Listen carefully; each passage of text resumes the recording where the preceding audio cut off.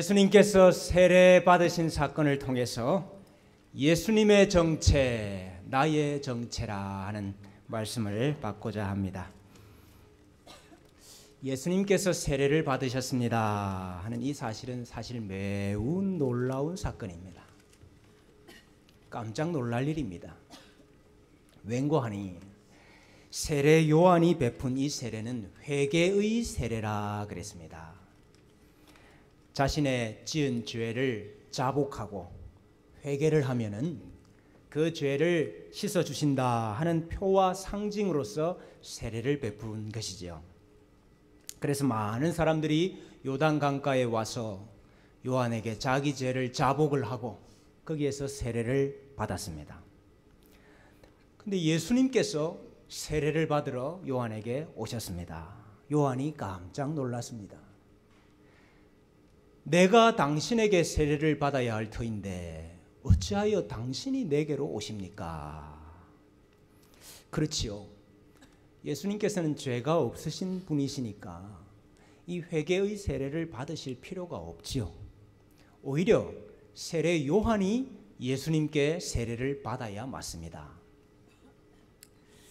예수님께서 죄가 없으신 분이신데 왜 죄 사함을 얻게 하는 회개의 세례를 받으신 것입니까? 그 이유는 예수님께서 자신을 세례가 필요한 죄인과 동일시하셨기 때문입니다.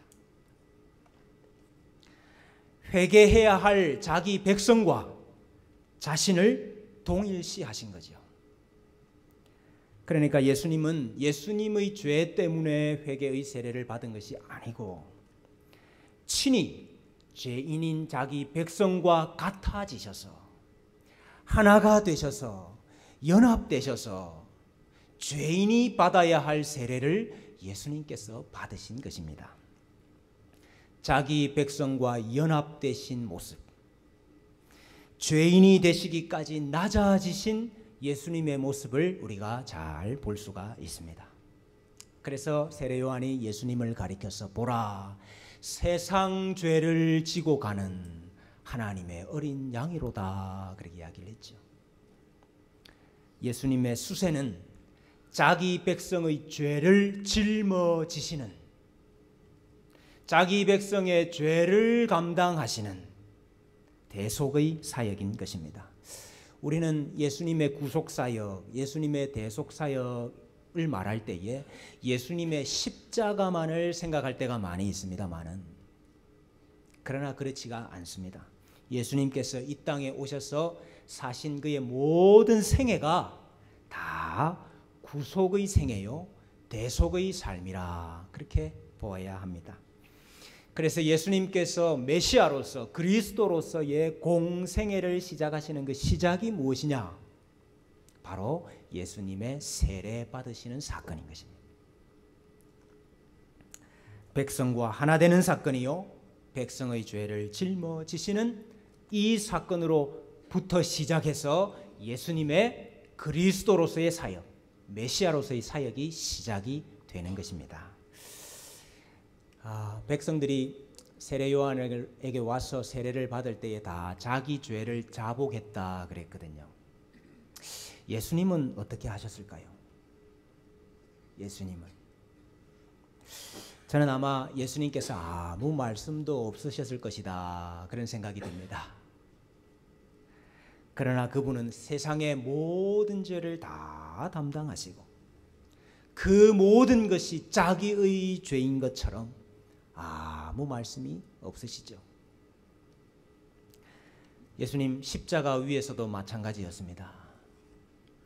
욕을 하면 욕을 들으셨고 멸시를 하고 저주를 하면 그 멸시와 저주를 다 들으셨고 때리면 맞으셨고 나무에 못을 박으면 십자가에 달리셨습니다.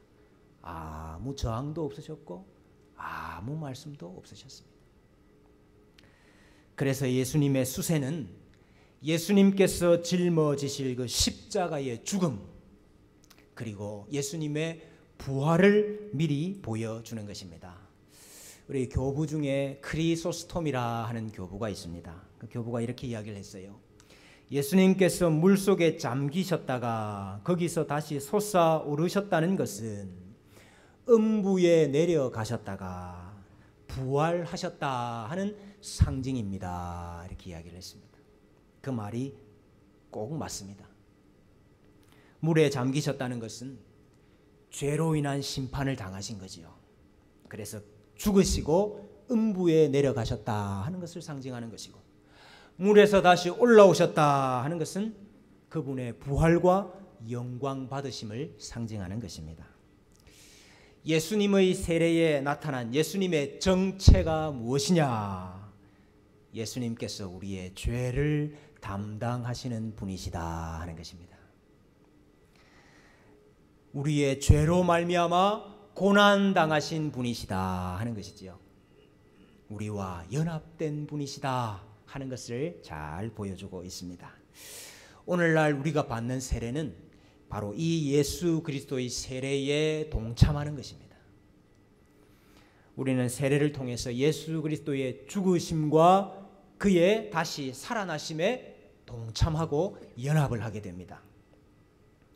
그리스도께서 죽으시고 다시 사셨듯이 이전의 나는 죽고 예수 그리스도로 말미암아 새로운 생명으로 다시 살아나는 것, 이것이 예수 그리스도의 세례가 우리에게 보여주는 것입니다. 자, 우리가 예수님께서 세례 받으신 이 장면을 조금 더 살펴볼 필요가 있습니다. 오늘 마가복음은 예수님께서 세례 받으신 그 사건 자체는 아주 간단하게 기록을 하고 있습니다. 반면에 예수님께서 세례 받으시고 물에서 올라오실 때에 일어난 사건, 그 사건을 오히려 강조를 하고 있는 것을 봅니다. 예수님께서 물에서 세례 받으시고 다시 올라오셨을 때 어떤 일이 일어났습니까? 크게 두 가지 일이 있었습니다. 첫째는 예수님이 무엇을 보셨습니다. 또 하나는 예수님께서 무엇을 들으셨습니다. 예수님께서 보시고 예수님께서 들으신 일이 일어났습니다. 먼저 예수님께서 본 것이 무엇이냐? 10절 말씀이지요. 하늘이 갈라짐과 성령이 비둘기같이 자기에게 내려오심을 보셨습니다. 여러분, 이 사건은 두 가지 의미가 있다 그렇게 보입니다. 하늘이 열렸다 그랬죠. 하나님께서 종종 자기 뜻을 계시하시기 위해서 하늘을 여실 때가 있습니다. 우리 에스겔 선지자가 그발 강가에서 하나님을 보고 하나님의 음성을 들었지 않습니까? 1장 1절에 그발 강가에서 하늘이 열리며 그랬어요. 하늘이 열리며 하나님의 모습이 내게 보였다 그렇게 기록을 하고 있습니다. 스데반이 돌에 맞아 죽으면서 무엇을 보았습니까? 보라, 하늘이 열리고 인자가 하나님 우편에 서신 것을 보노라. 스데반이 죽을 때 하나님은 하늘을 여셨어요. 베드로가 요바에서 환상 볼 때도 하늘이 열리고 큰 그릇이 내려오는 것을 보았죠. 이와 같이 하나님께서 자신의 뜻을, 계시를 특별히 어떤 선지자들에게나 사람들에게 보여주실 때, 계시하실 때에 하늘을 여시는 경우가 많습니다. 그러면서 오늘 보니까 성령이 예수님에게 임하셨습니다. 이 사건은 예수님께서 성령으로 기름 부으심을 받으신다 하는 것을 보여줘요. 우리 구약시대의 왕이나 선지자나 제사장들, 우리가 메시아라, 그리스도라 그렇게 말하죠. 그 중보자들 임명할 때에 기름 부어서 임명했지 않습니까? 마찬가지로 예수님도 메시아로서의, 그리스도로서의 사역을 시작하면서 지금 기름 부음을 받고 계시는데 무엇으로 기름 부음 받으시느냐? 성령으로 기름 부음 받으신다는 거예요. 주 여호와의 영이 내게 내리셨으니 이는 여호와께서 내게 기름을 부으사 그랬어요. 예수님께서 기름 부으심 받은 사건이 주의 영이 내리신 사건으로, 사실은 구약에 기름 부어서 세운 그 사건이 예표하는 것이 뭐냐? 성령 임한다는 거죠. 성령께서 그리스도를 메시아를 세우신다 하는 걸 보여주는 거죠. 따라서 하늘이 열리고 성령 하나님이 임하셨다 하는 것은 예수님을 메시아로, 예수님을 그리스도로 임명하시는 장면이다 이렇게 볼 수 있습니다. 이제 예수님께서 선지자로서, 예수님께서 그리스도로서 공적 사역을 시작하시는 의미가 있는 거죠. 하나님께서 임직식하고 있다 이렇게 보면 되는 겁니다. 여러분, 뿐만 아니라 한 가지 의미가 더 있습니다. 오늘 물 위에 임하시는 성령 하나님을 우리가 보게 됩니다. 예수님께서 빠지신 그 물, 세례받으신 그 물은 심판의 물이지 않습니까? 죄로 인해서 죄인이 이와 같이 죽습니다 하는 것을 보여주는 심판의 물이거든요. 그 심판의 물에서부터 잠겼다가 올라오실 때에 하늘이 열리고 성령님이 임하신 겁니다. 성령님께서 창조와 회복의 영으로 심판의 물 위에 임하셔서 역사하신다 하는 것을 우리에게 잘 보여줍니다. 이 그림은 성경에서 종종 나오는 그림이에요. 여러분, 하나님께서 천지 창조하실 때에 어떤 일이 있었습니까? 흑암이 깊은 바다 위를 덮고 있었다 그랬습니다. 물이 온 땅을 뒤덮고 있는데 그 위에 흑암이 가득하게 있습니다. 근데 주의 영이 그 위에 무엇 하셨습니까? 운행하셨다. 그래서 운행하셨다.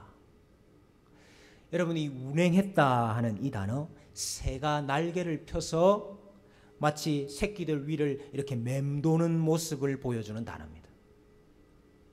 성경에서 딱 2번 쓰였는데 영이 그 위에 운행하셨다 할 때 한 번 쓰이고 신명기에 내가 독수리 날개로 너희를 업어서 인도했다 할 때 그때 쓰였어요.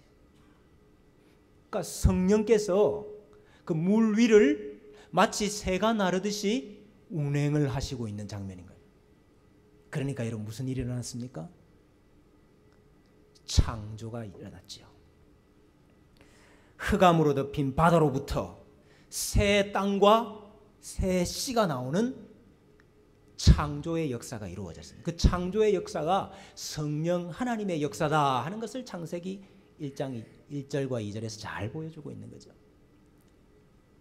여러분, 노아 홍수 때도 마찬가지입니다. 땅에 죄가 가득하게 되어서 하나님께서 그 죄를 물로 심판을 하셨지요. 그래서 땅이 물에 다 덮였습니다. 그 세상을 뒤덮고 있던 홍수의 물, 그 물 하나님께서 어떻게 제거하셨습니까?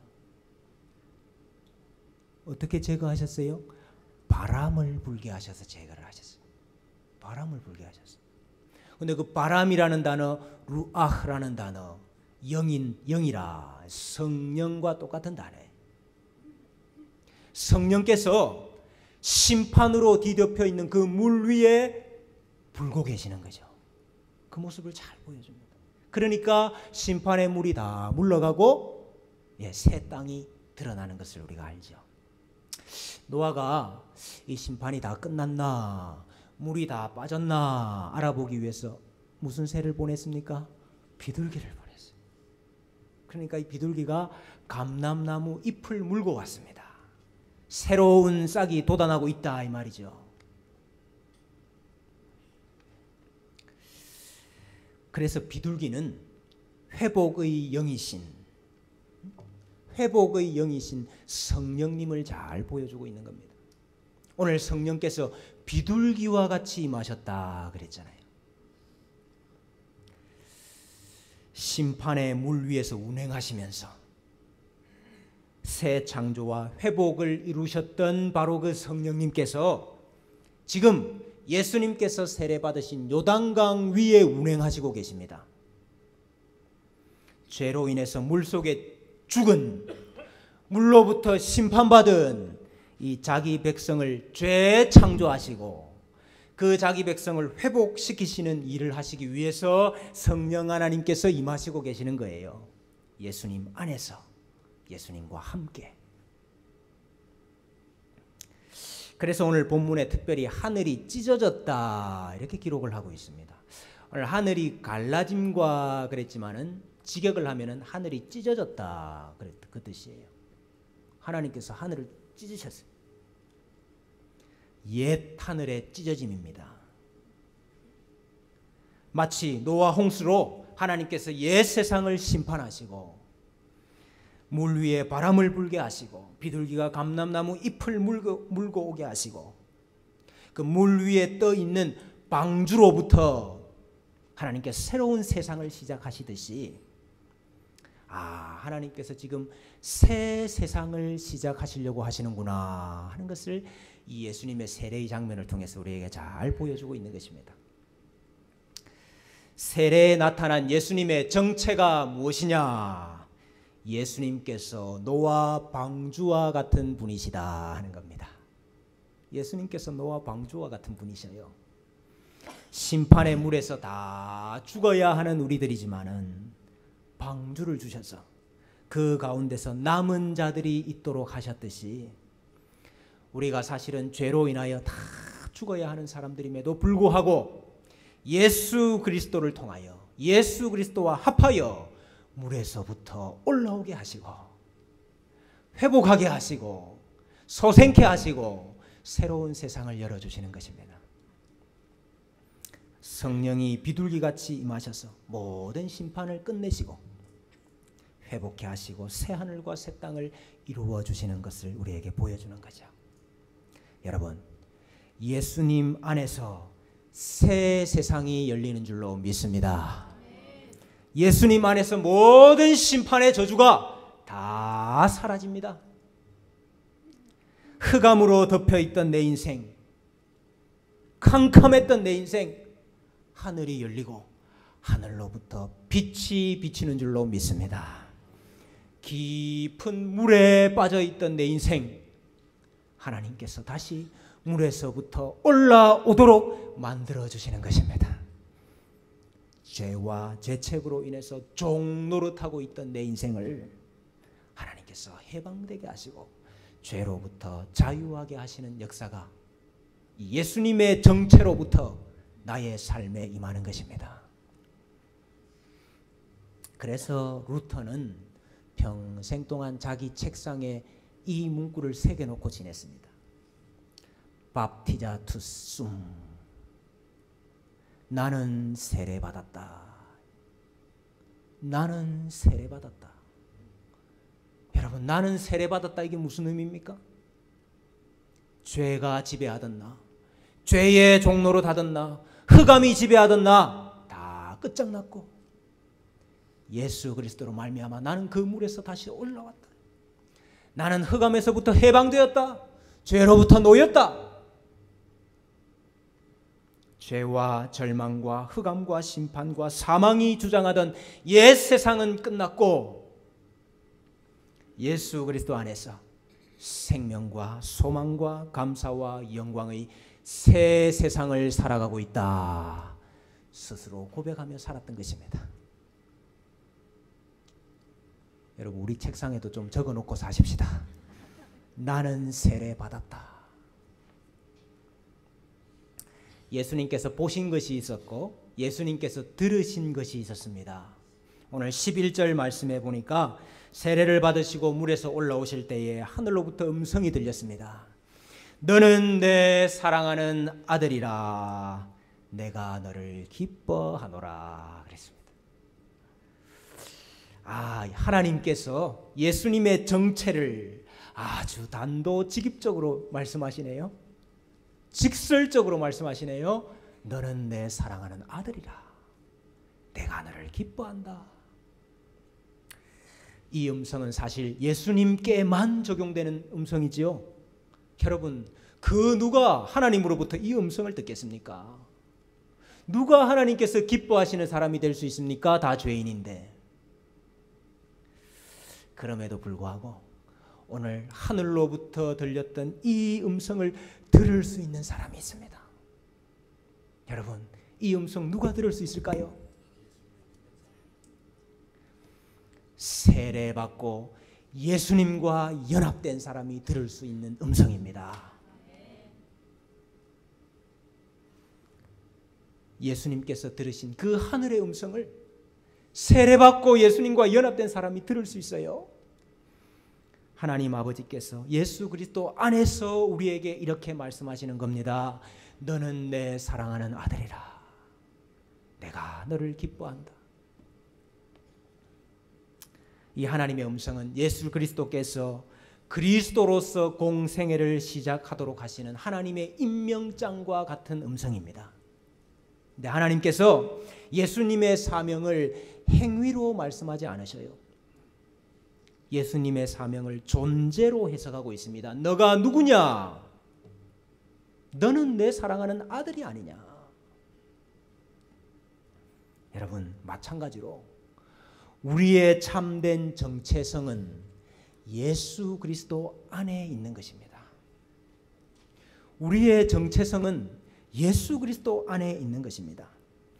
예수님 안에서 우리에게 말씀하시는 하나님의 음성을 들어야 내가 누군지를 압니다. 우리가 누군지를 압니다. 여러분, 이 세상은 이 하나님의 음성 대신에 세상의 목소리와 세상의 소리를 다 우리에게 들려주려고 노력을 합니다. 사탄이 그렇게 하는 거죠. 세상은 사람을 행위나 소유로 평가를 합니다. 네가 무엇을 하고 있느냐?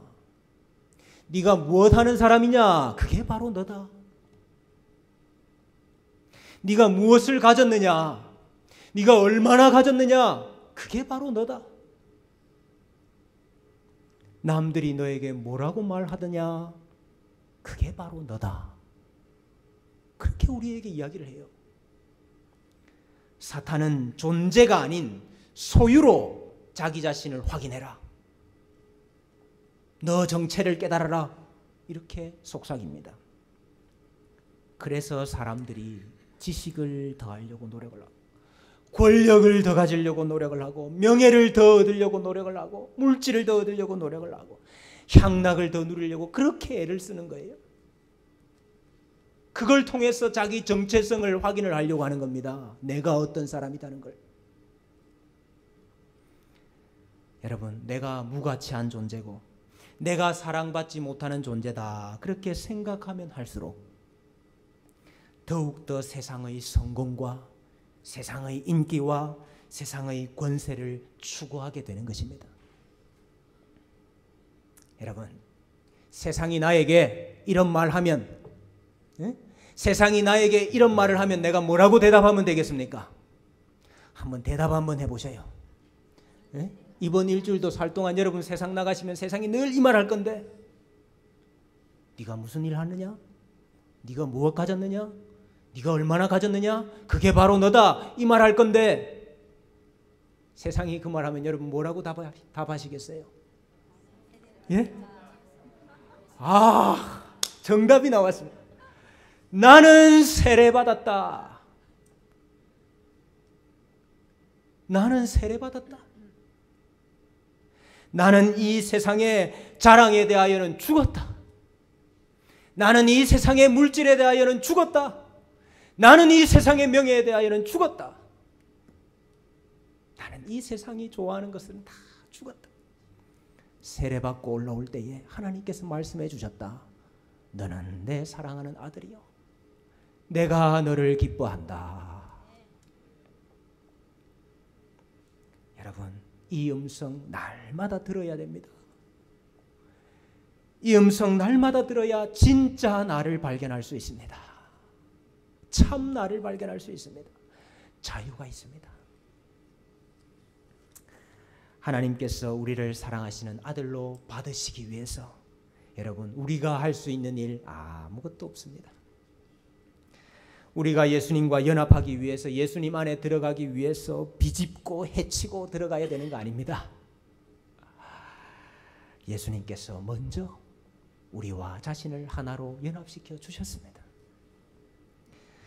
그분이 먼저 우리를 그분 속에 넣으셨어요. 너 내 속에 들어와라. 넣으셨어요.